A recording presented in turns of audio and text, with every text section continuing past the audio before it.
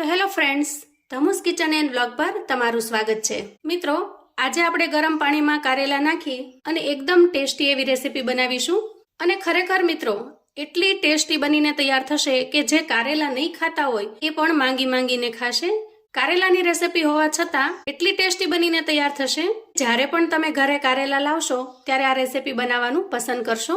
એકદમ ટેસ્ટી અને ખૂબ જ ગજબની બનીને તૈયાર થાય છે। તો ચાલો ઝડપથી બનાવવાનું શરૂ કરીએ। તો જુઓ, અહીંયા મેં 250 ગ્રામ જેટલા કારેલા લીધા છે અને ખાસ કરીને આપણે કારેલાને ચેક કરીને લેવાના કે કારેલા ક્યાંય સડેલા ન હોય। આ રીતે ચારે બાજુ ચેક કરી અને પછી જ કારેલા લેવા। અને હવે આપણે આ કારેલાને ખૂબ સારા પાણીથી ધોવાનું છે, એટલે કે ઘણા બધા પાણીથી 2 થી 3 વખત આપણે આ રીતે કારેલાને ધોઈ લેવાના છે, કેમ કે કારેલાની જે આ ડિઝાઇન છે એના અંદર ઘણી વખત ધૂળ માટી કચરો હોય છે અને વળી માર્કેટની અંદર કારેલા ગમે તે જગ્યાએ પડેલા હોય છે અને એમાં અશુદ્ધિ પણ ભળેલી હોય છે। તો આ રીતે આપણે ઘસી અને 2 થી 3 પાણીથી ધોઈ લેવાના છે, જેથી ઉપરની સપાટી એકદમ સરસ ચોખ્ખી થઈ જાય। તો ધોઈને તૈયાર કર્યા પછી આપણે કારેલાને અહીંયા ગેસ પર મૂકેલી કડાઈમાં ટ્રાન્સફર કરવાના છે। તો અહીંયા ગેસ ઉપર મેં કડાઈ મૂકી અને એમાં થોડું પાણી ગરમ થવા મૂકેલું છે અને અહીંયા તમે જુઓ પાણી થોડું બોઇલ થઈ ગયું છે, સારી રીતે ગરમ થઈ ગયું છે। તો ગરમ થયેલા પાણીની અંદર આપણે કારેલા એડ કરી દઈએ। કડાઈની અંદર કારેલા ડૂબી જાય એટલું આપણે પાણી રાખવાનું છે।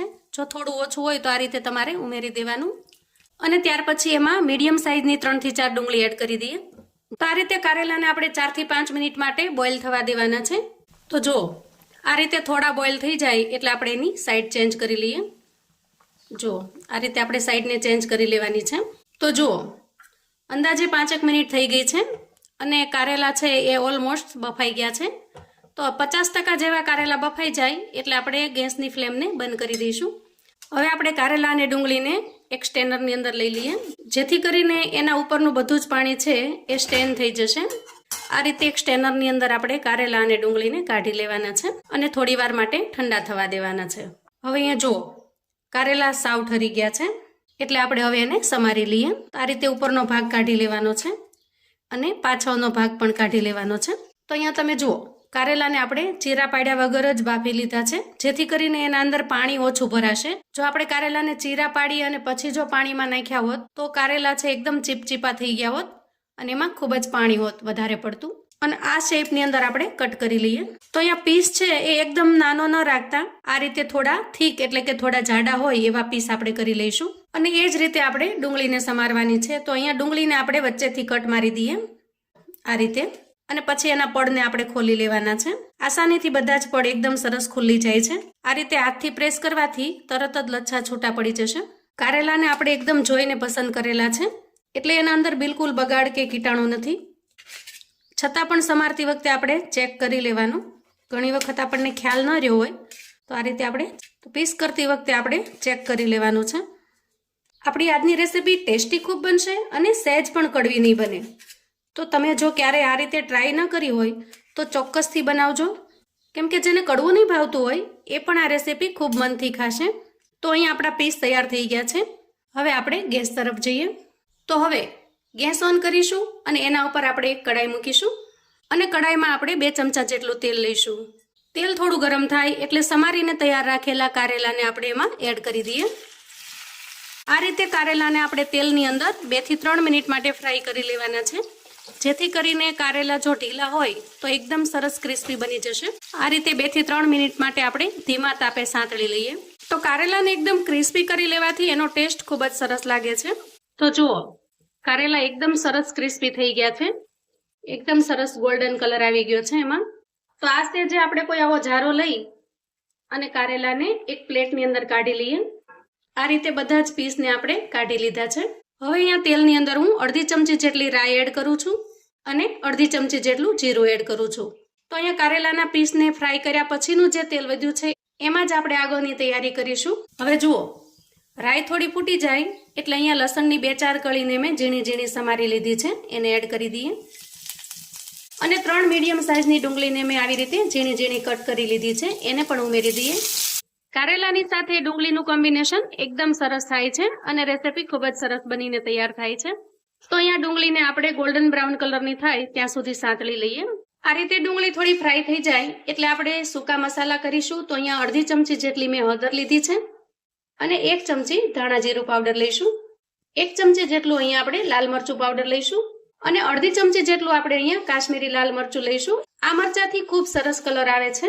અને ત્યાર પછી એડ કરીશું સ્વાદ પ્રમાણે મીઠું. તો અહીંયા આપણે કારેલાની અંદર ક્યાંય પણ મીઠું વાપર્યું નથી, તો એ પ્રમાણમાં મીઠું લઈ લઈએ અને બધા જ મસાલાને આપણે સારી રીતે મિક્સ કરી લઈએ. તો જો આ રીતે આપણે મિક્સ કરી લીધું છે અને હવે આપણે એડ કરીશું તૈયાર કરેલા કારેલાને અને સારી રીતે મિક્સ કરી લઈએ. મસાલાની અંદર કારેલા સરસ મિક્સ થઈ ગયા છે. તો મિત્રો, આજે આપણે કારેલાની એકદમ સૂકી સબ્જી બનાવી છે અને એટલી ટેસ્ટી બને છે મિત્રો કે જે કારેલા નહીં ખાતા હોય એ પણ કિલો કારેલા ખાઈ જશે. સારી રીતે મિક્સ કરી લીધા પછી આપણે તૈયાર કરેલી ડુંગળીને એડ કરી દઈએ અને ખટાશ માટે અહીંયા થોડી કાચી કેરી હું એડ કરું છું. તો અત્યારે કેરીની સિઝન છે એટલે મેં કેરી એડ કરી છે. આ રીતે ખાટી મીઠી સબ્જી ખૂબ જ ટેસ્ટી લાગશે. પણ જો કેરીની સિઝન ન હોય તો તમે થોડો લીંબુનો રસ અથવા તો આમચૂર પાવડર પણ નાખી શકો છો. પણ થોડી ખટાશ ઉમેરશો તો તમને સબ્જી ખૂબ જ ટેસ્ટી એવી લાગશે. અહીંયા તમારે બિલકુલ ગળપણ મેળવવાની જરૂર નહીં પડે. આ રીતે આપણે મિક્સ કરી લીધું છે. તો અહીંયા આપણી ખૂબ જ ટેસ્ટી અને મજેદાર એવી સબ્જી બનીને તૈયાર છે. તો આપણે એને સર્વ કરી લઈએ. ઘરમાં જો કોઈ કારેલા ન ખાતું હોય મિત્રો, તો આ રીતે બનાવીને પીરસશો તો ચોક્કસથી ખાશે, કેમ કે એકદમ ટેસ્ટી અને લાજવાબ બને છે. અને મારો પર્સનલ અનુભવ છે મિત્રો કે આ સબ્જી તમને ખૂબ જ પસંદ આવશે. એકદમ સરસ ક્રિસ્પી એવા બનીને તૈયાર થયા છે અને ખૂબ સારી રીતે ચડી પણ ગયા છે. જુઓ, એકદમ સારી રીતે ચડી ગયા છે. જ્યારે ક્યારેય પણ તમારે કોઈ મહેમાન આવે અથવા તો કારેલાની સબ્જી અલગ રીતે બનાવી છે તો આ રીત તમને ખૂબ જ ઉપયોગી થશે. તો મને આશા છે મિત્રો કે આજની રેસીપી તમને ખૂબ જ પસંદ આવી હશે.